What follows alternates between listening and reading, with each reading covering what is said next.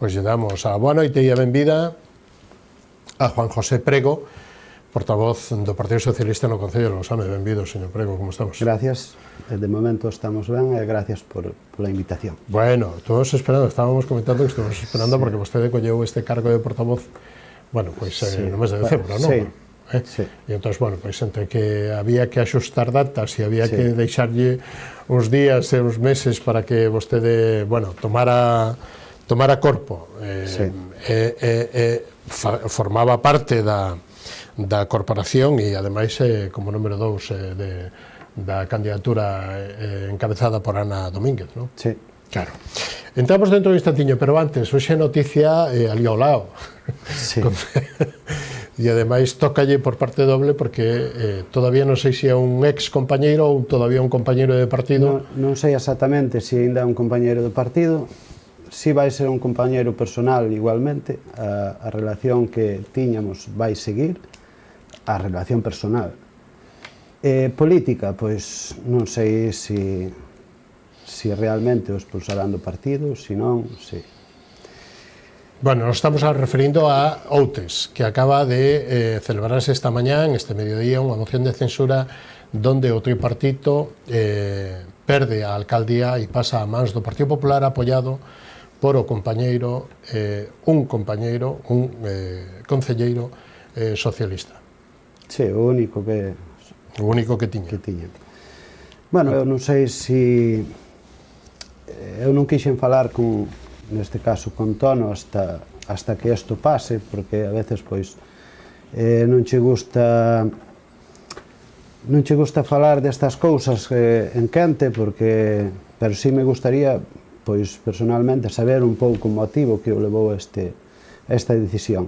Eu sabía que Tono estaba tendo desavenencias no Concello, si nos trasladou a algúns compañeiros que posiblemente deixara de formar parte do goberno de Outes, pero que nunca me imaginei que apoiara unha moción de censura do Partido Popular, e menos querendo formar parte dese goberno. Eu creo que Tono, ao meu entender, tiña máis poder deixando o goberno e manténdose na oposición, porque ao fin e ao cabo era a chave do goberno. Por eso.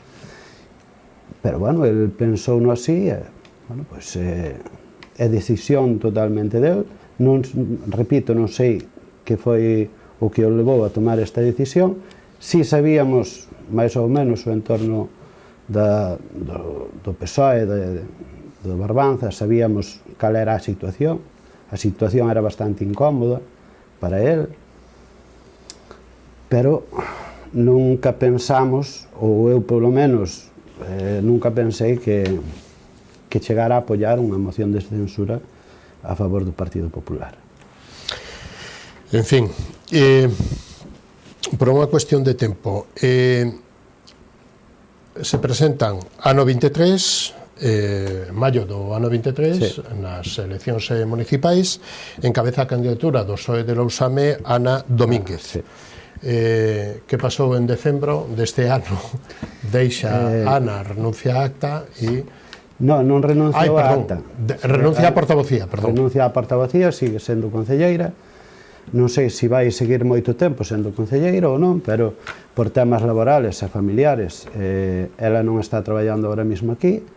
E claro, era incómodo e complicado a hora de debatir un pleno cousas concretas do Concello, debatilas elas cando ela non se encontraba aquí. Entonces ela decideu que era mellor deixar a portavocía e eu, como número 2, asumín o cargo da portavocía. Como lle cambia o papel, o traballo, digamos que a responsabilidade política dende decembro do ano pasado a vostede? Vamos a ver, eu a responsabilidade política xa tiña desde había uns meses, porque Ana xa estaba traballando fora. Entonces eu non era o portavoz, pero si era o número 2 e o secretario xeral. Asumía. Son o secretario xeral tamén da agrupación, entonces esa responsabilidade pois xa tiña. De feito, en varios plenos, cando a Ana non podía vir, pois eu facía de portavoz, Entón, non é que a min me cambiara demasiado... Ni máis traballo, ni tal, xa máis ou menos xa estaba entrenado. Sí. Por decirlo de algún xeito. Refrescamos de datos á audiencia para entender un pouquiño isto e poñerlos na memoria. Lousame, 3.200 habitantes, máis ou menos. Partido Popular, 6 concelleiros, alcaldesa Teresa Villaverde, maioría absoluta, Partido Socialista, 4, e BNG, un concelleiro. 6-5, verdade? Sí. Que balance fai da xestión da señora Villaverde? Estamos casi a mitad da legislatura. O balance que fago xa non é un balance destes 2 anos, xa é un balance de... Ela leva máis anos de alcaldesa. Sí, incluso antes de estar ela, cando estuvo outro alcalde do Partido Popular, Lousame está sumido nun estancamento. Lousame non vai para atrás, pero tampouco non vai para adiante. Hai concellos que son veciños, onde si ves unha prosperidade en comunicacións, en infraestructuras, e Lousame, non? Lousame sigue... Eu creo que houve unha xestión bastante...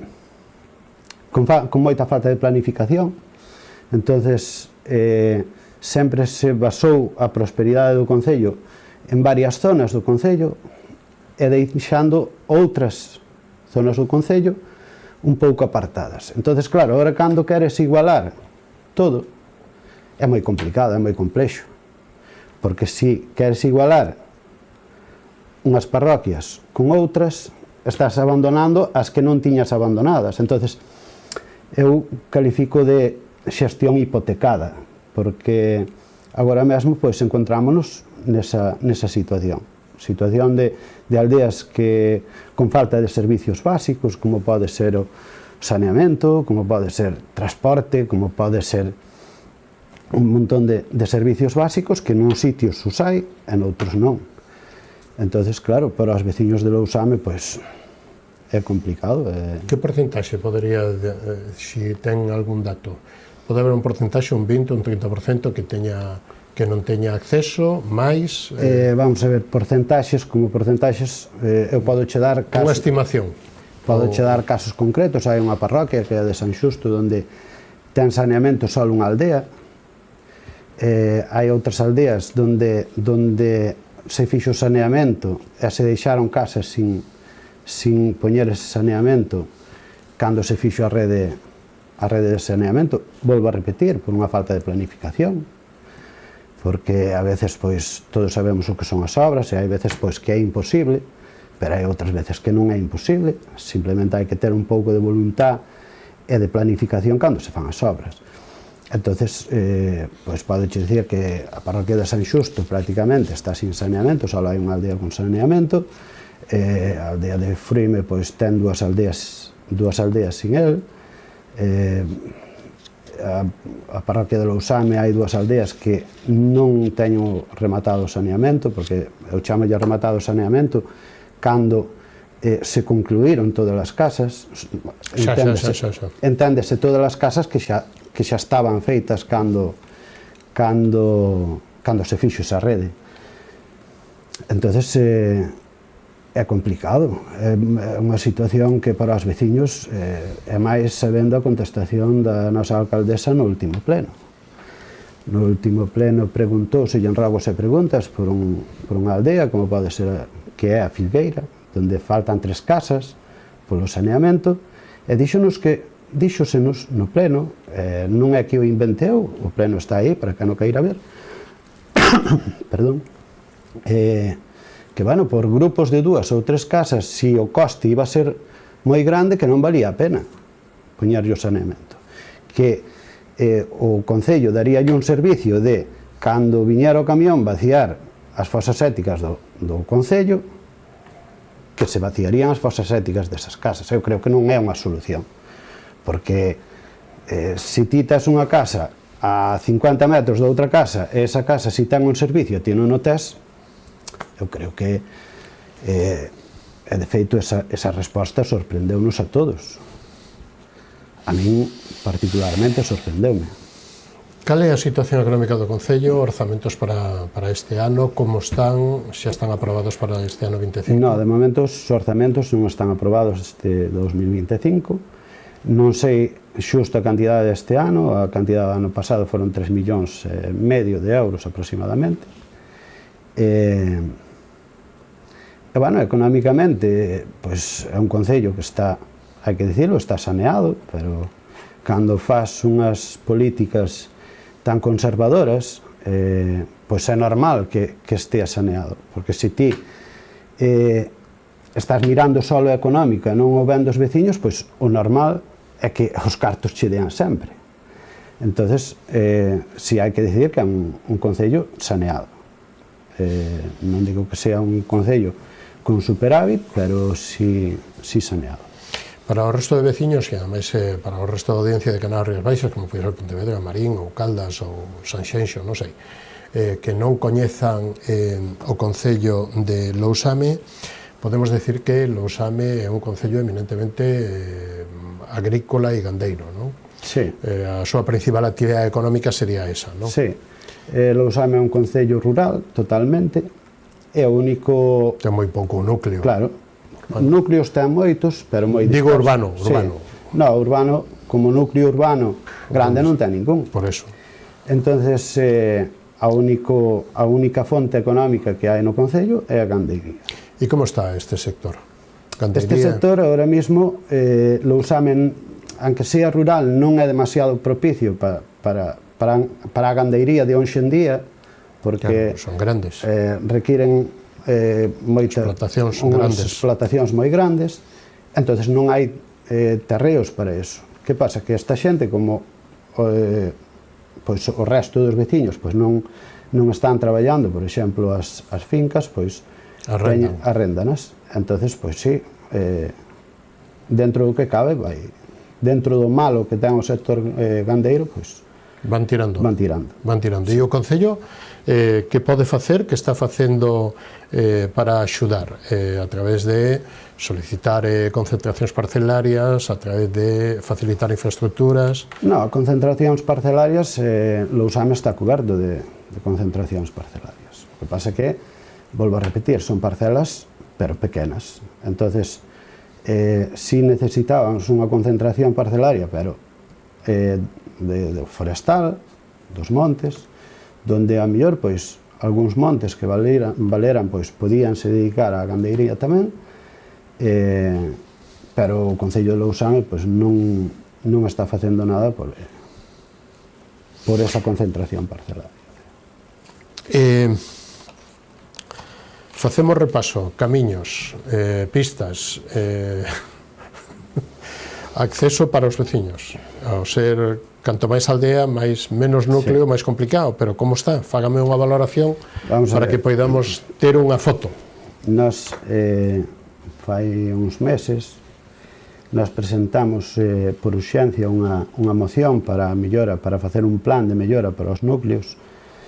A señora alcaldesa díxonos que non aceptaba a urxencia desa moción porque xa había un plan de mellora desde o 2013. Pero resulta que, sin ir máis lonxe,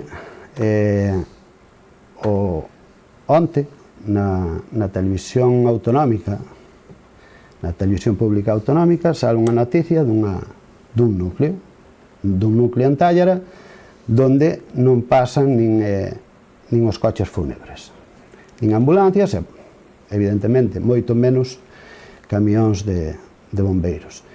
E non é ese núcleo solo, hai un montón de núcleos. Eu comprendo que no rural anchear é complicado, pero si, bueno, pois, neste caso hai unha voluntad por parte dos veciños de ceder muros, de ceder das súas fincas, incluso hai un veciño que está disposto a que lle tiren parte do seu garaxe para anchear. Pero seguimos sin poder pasar. Non só nesa aldea, sino hai varias aldeas onde o servicio para chegar é moi complicado. De feito, eu hai un mes aproximadamente fun a outra aldea donde se me dixo, bueno, eu fui a raíz dun derrumbe dun talud, e a persona que me chamou dixo que o caso dunha ambulancia, a nai estuvo mal e a ambulancia non dou chegado, tuveron que, decíame, complicado, iban os sanitarios con ela na camilla, un día de chuvia, eu tiña que andar co paraguas para que non se... Entonces, claro, donde hai sitios para ampliar, donde hai sitios para ampliar. Que tal é a xestión das administracións superiores, a Diputación da Coruña e a Xunta de Galicia con respecto a solucionar este tipo de infraestructuras dende o punto de vista da xestión? É o que lle pido a valoración da xestión do Concello para con estas administracións. O POS ou... Sí, o Concello dedicou parte do POS a gasto corrente para precisamente 100.000 euros para estes casos, pero 100.000 euros, evidentemente, para estes casos non chegan prácticamente a nada. E por parte da Xunta si se humanizou este ano pasado polo Plan Urbe unha aldea, sí, cun valor de 200 e pico mil euros. Por parte da Diputación, a Diputación incrementou a inversión este ano en 236.000 euros con respecto ao ano pasado, pero realmente non vemos ese incremento en obras que se aprobaron, non se ven nese incremento. Eu son dos que digo que todas as obras son necesarias, pero non todas son prioritarias. Hai obras que son máis prioritarias que outras, neste caso falamos deste núcleo onde non pasan as ambulancias. Bueno, e dende un concello así, e dende este concello, que lóxicamente ten estas características, que se está facendo e como valora vostede o plan de, digamos que podíamos chamar turístico, non? Para fortalecer a través tanto da Ría da Estrela, vale? Que presidía esta asociación de concellos a actual alcaldesa e que agora preside o alcalde de Noia, o señor Freire. Como axuda isto e como axuda incluso a mina de San Fins, con esa aula, con esa recuperación de posta en valor, etc. Esa pregunta é unha pregunta bastante interesante, porque xa que falas de San Fins, eu teño unhas imaxes unhas fotos dun deterioro total do entorno, unhas barandillas que están rotas, fochancas ao lado do río, un abandono bastante preocupante. Pero de ahora, de recientes? Sí, deste último ano.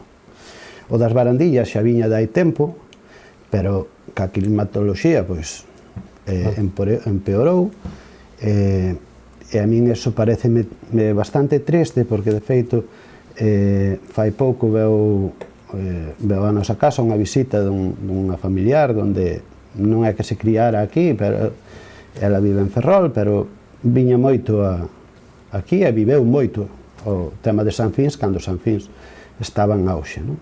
Duplicaba a población, non? Sí, claro.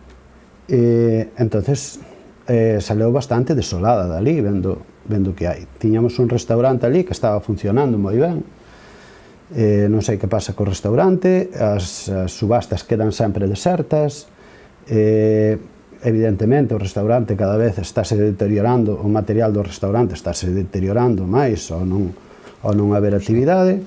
Entonces o mismo pasa, por exemplo, con Toxos Outos. Toxos Outos ten unha falta de tomar medidas sobre barandas, sobre o camiño, sobre todo que a verdade é que temos dous enclaves turísticos que tiñan que ser moi importantes incluso para a comarca, porque en San Fins podíase facer un turismo mineiro como se está facendo en Asturias e por aí, que funciona moi ben. Pero hai axudas superiores para poder recuperar todas esas zonas, todas esas naves, ou parte das naves, parte dos muiños que estaban aí, incluso da fábrica de papel, non? Claro, pero aparte o problema xa non é só eso, o problema xa é o mantemento. Cando ti tes algo que está preparado, como foi o entorno dos Sanfins, como foi o mosteiro de Toxosoutos, e o ves agora, cunha falta de mantemento, a xente pois non lle chama a vir aí. Entonces é algo que Lousame debía de explotar. Independentemente de que esteamos ou non esteamos na Ría da Estrela, é algo que tiñamos que manter, tiñamos que ter ao día sempre, porque podía haber moitísimas máis visitas a Sanfins, a Toxosoutos, a... Como andan de sendas e de promoción de festas, promoción de posta en valor do patrimonio cultural do rural, precisamente, que cada vez ten máis forza? As sendas, eu recoñezo que as sendas é complicado telas ao día, porque son sendas... Bueno, porque estamos no inverno, pero... Claro, é máis por tema de vegetación, por tema de limpieza, eu sei que é moi complicado que as sendas estean sempre ben, pero si temos unhas sendas e temos un patrimonio natural moi bonito que outros concellos, e veñen aí xente de outros concellos aquí a... Hombre, claro, a pasear, a ver o río e a descubrir un entorno tan importante no seu tempo, como foi o wolframio e o estaño, a extracción. Sí. É que hai que darse conta que Sanfins non é solo... Eu digo que en Lousame Sanfins non é solo unha mina, é algo cultural e histórico para Lousame. A xente de Lousame vive a mina, vive o que é, asocia a mina a algo histórico, algo que o que non tuvo pais, tuvo avós ou tuvo alguén traballando aí. É claro, si se merecía que eso estuvera en perfecto estado e que se fixera algo, pois, por exemplo, no verán, facer algún tipo de celebración ali. Como están? Como fai o Concello? Que festas destacaría vostede?